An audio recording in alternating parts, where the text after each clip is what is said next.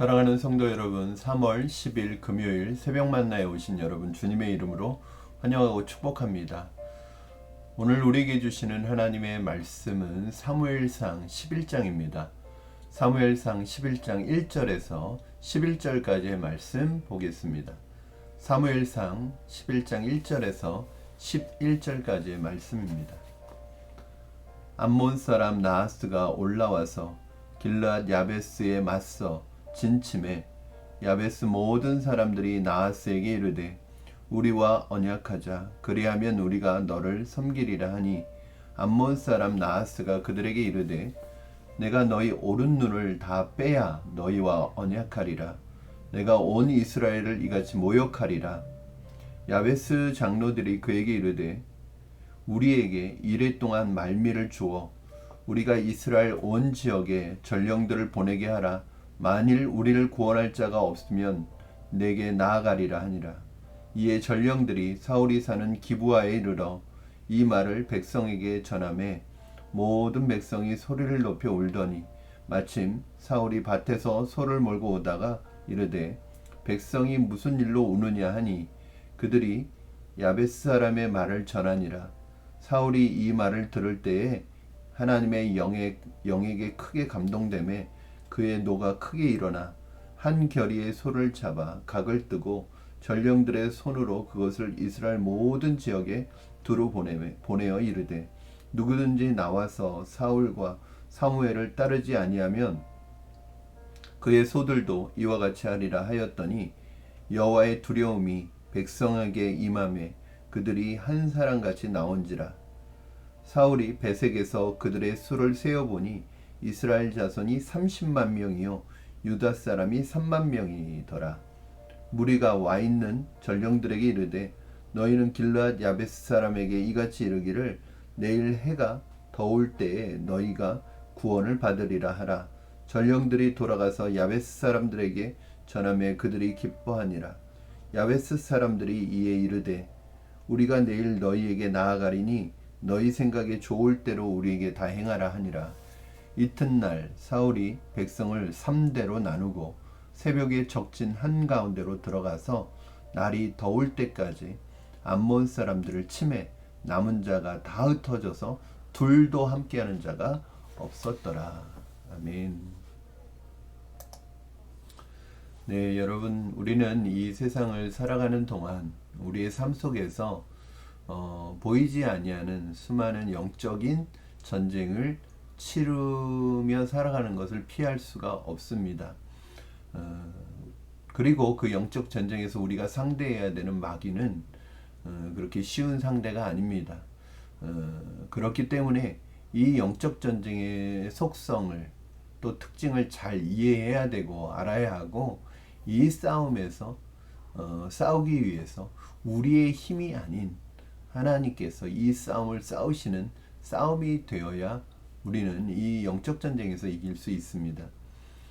그렇다면 우리가 이 땅에서 싸워야 하는 이 영적 전쟁에서 승리하기 위해서 정말 필요한 것은 무엇일까요? 오늘 본문은 그런 부분에 있어서 우리에게 좋은 인사이트를 제공해 주고 있습니다.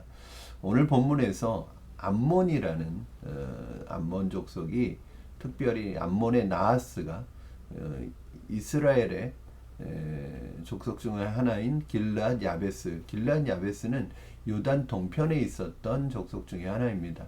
이 이스라엘의 그 백성 중에 있는 길르앗 야베스에 진을 칩니다. 침략하려고.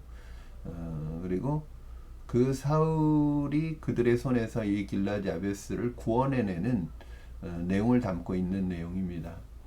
이때 사울과 이스라엘은 이 전쟁에서 큰 대승을 거두게 됩니다.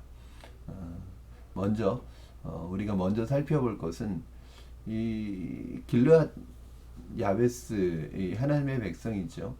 그리고 암몬의 나하스가 쳐들어와서 이 길르앗 야베스 백성들을 모독하고 조롱합니다. 단순히 전쟁을 하러 온 것이 아니라 모독하고 조롱하고 무시하죠. 그리고 결국 그들을 죽이려고 합니다. 암몬의 나하스가 군대를 끌고 와서 길르앗 야베스에 진을 치고 전쟁을 하려는 준비를 하게 됩니다. 이때 길랏 야베스의 장로들은 나아가서, 일종의 대표들이겠죠, 나아가서 그 나하스에게 일종의 평화 조약을 제안합니다. 우리가 너희에게 조공을 바치겠다. 그러니까 우리가 조약을 맺자, 언약을 맺자라고 제안을 합니다. 그때 이 언약에 대해서, 이 제안에 대해서 나하스는 어떻게 반응을 합니까? 1절입니다, 여러분. 1절. 암몬 사람 나하스가 올라와서 길랏 야베스에 맞서 진침해 야베스 모든 사람들이 나하스에게 이르되 우리와 언약하자. 그리하면 우리가 너희를 섬기리라 하니, 이때 암몬 나하스는 뭐라고 이야기할까요? 2절. 암몬 사람 나하스가 그들에게 이르되 내가 너희 오른 눈을 다 빼야 너희와 언약하리라. 내가 온 이스라엘을 이같이 모욕하리라.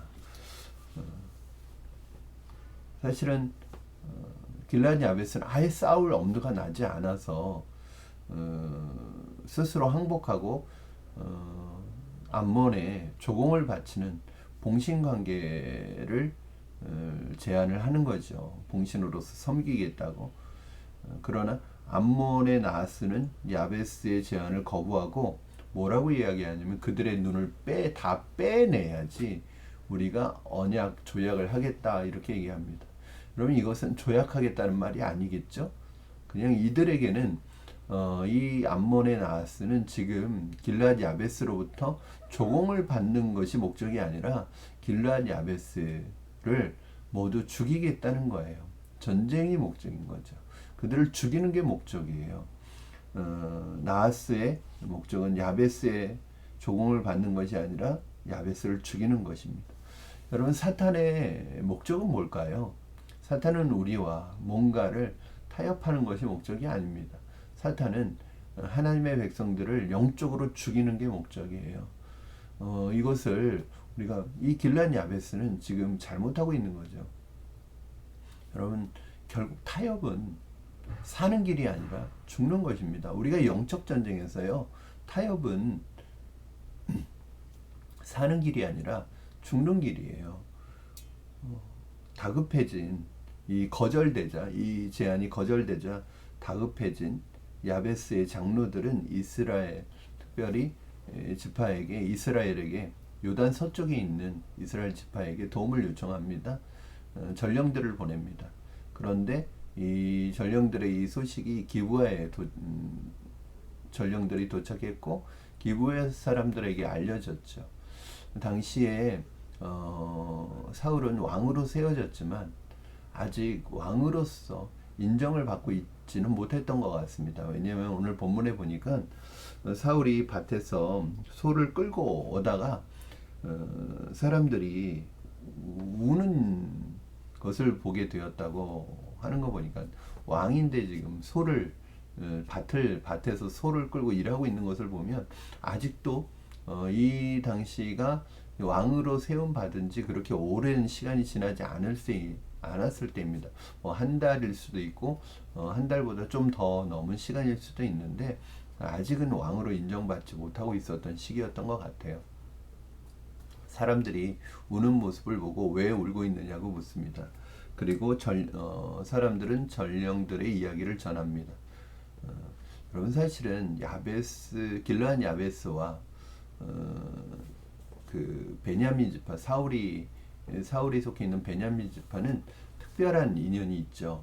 여러분도 아시는 것처럼 사사기 거의 마지막 부분에서 이스라엘 11지파가 베냐민 지파를 전쟁을 통해서 진멸하려고 하죠. 그때 그 전쟁에 참여하지 않은 지파가 어디냐면 족속이 길랏 야베스 족속입니다. 그리고 나중에 그것 때문에 길랏 야베스 족속은 또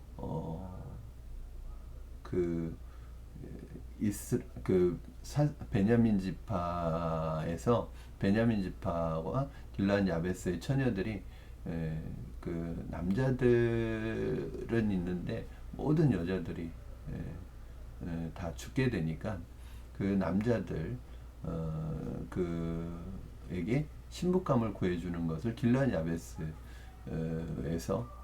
그 처녀들을 데려다가 구해주게 되죠. 이런 특별한 관계에 있었어요. 그래서 더 슬퍼했던 것 같습니다. 이 이야기를 듣고 그 사울이 그 큰 은혜가 임하죠. 사울은 오늘 본문에 보니까 20 여러분 보시면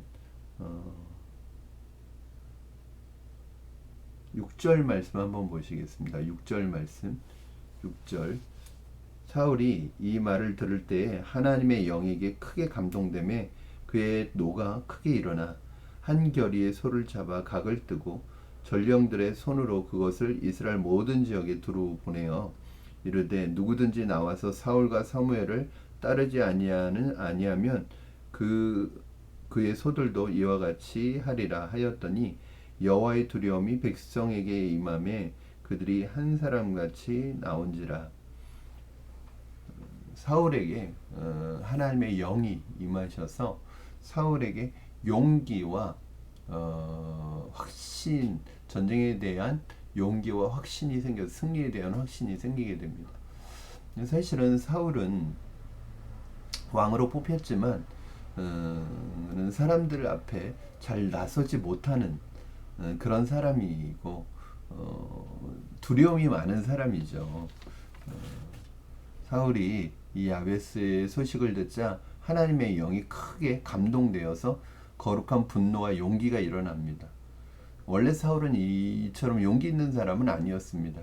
그러나 하나님의 영이 임하자 용기와 더불어 승리에 대한 확신을 가지게 됩니다. 그래서 그런 말까지 합니다.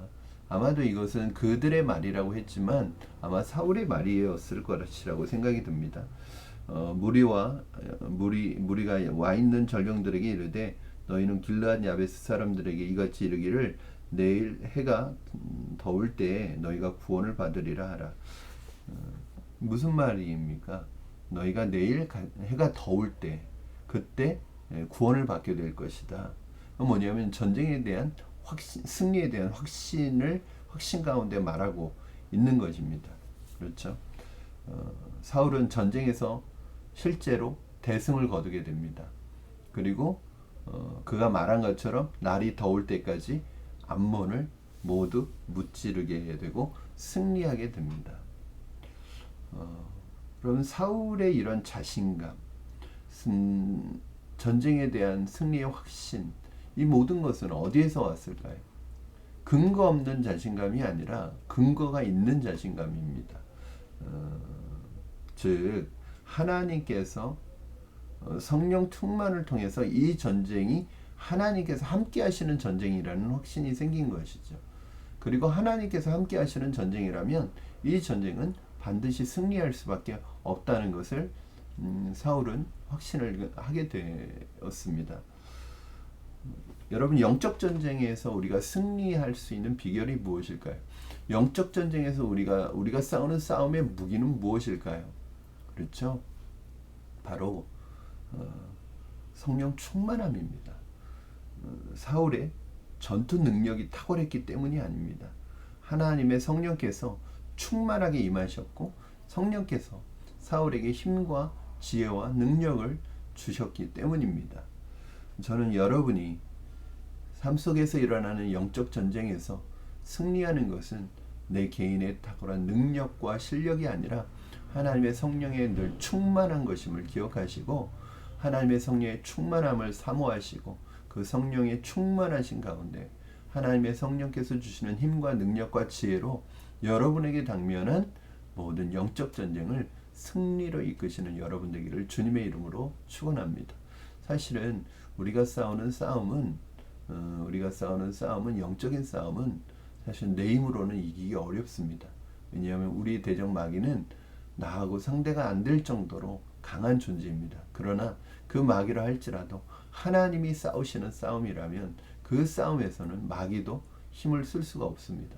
사랑하는 성도 여러분, 성령 충만함을 힘입는 그 성령의 충만한 은혜를 덧입는 여러분이 되기를 주님의 이름으로 축원합니다.